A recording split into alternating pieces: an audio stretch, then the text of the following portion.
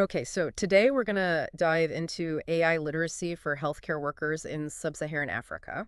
Okay. And we're looking at how this can really help address some of the barriers that are preventing people from accessing healthcare.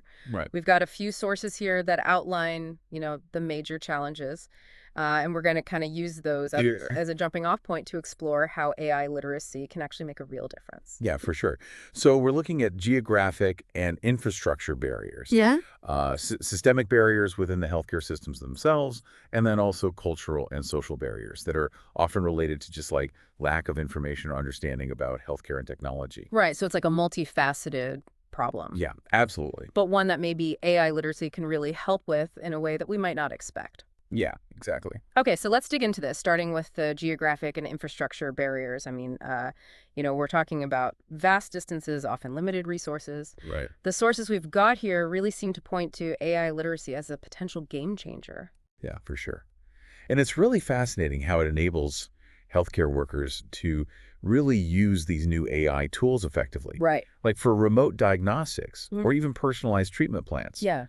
Imagine a healthcare worker in like a remote clinic and they have an AI-powered ultrasound device. Okay. Instead of that patient having to travel for days to a major city to get a Which diagnosis. is often just impossible. Exactly. Yeah. The AI can actually analyze those images right there on the spot, Yeah. provide crucial insights, and that could allow for much quicker intervention and treatment. Mm-hmm.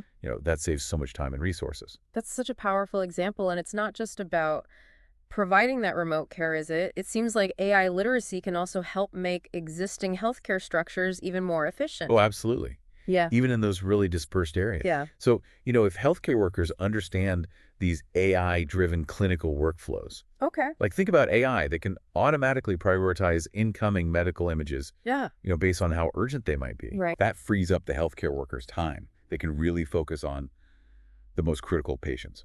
Okay, so let's move on to the systemic barriers now. One that's constantly coming up is the severe shortage of trained healthcare professionals across sub-Saharan Africa. Yeah.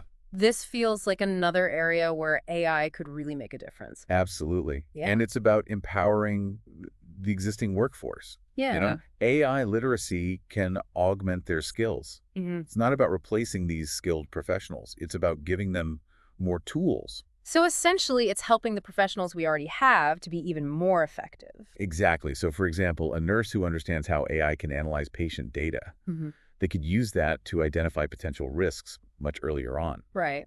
And then they can focus their expertise on preventative care. Hmm. You know, that way they're effectively extending their reach and impact. Yeah, that makes a lot of sense. Yep. But the source also stresses that it's not just about blindly accepting whatever the AI outputs. Right. It's about critically assessing these tools. Exactly. Healthcare professionals need to understand how AI works, what its potential biases are, its limitations.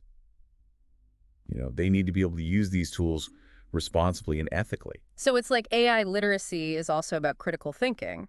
Absolutely. They need to make informed decisions, not just follow some algorithm blindly. Right. And this understanding of AI would also lead to better communication between healthcare providers and the developers who are actually creating these tools. Oh, for sure. When healthcare professionals really understand AI's practical applications, they can give much better feedback to those developers. Okay. And then that could lead to AI tools that are specifically tailored to the needs and constraints of sub-Saharan Africa. Yeah. The resource constraints and all of that. So it becomes a kind of feedback loop. Exactly. And the technology becomes more relevant and effective over time. Okay, last but not least, let's talk about those cultural and social barriers. I mean, Yeah. often there's a lack of awareness around new technologies or even just a mistrust of them. Great. So how does AI literacy for healthcare workers actually address those issues? Well, it's about clear communication. When healthcare providers understand AI, they can explain its role in the patient's care, whether it's in their diagnosis or their treatment plan. Okay. And when patients understand how this technology is being used and its potential benefits, that builds trust. Right, so it's about demystifying the technology. Exactly. If the healthcare worker gets it and can explain it clearly, that can go a long way in addressing hesitations or just that lack of information. And that can lead to, greater acceptance over time. Exactly. Over time, this understanding and transparency can really help overcome those cultural and social barriers. Yeah. And then ultimately, that leads to broader acceptance and utilization of these technologies that could really benefit people.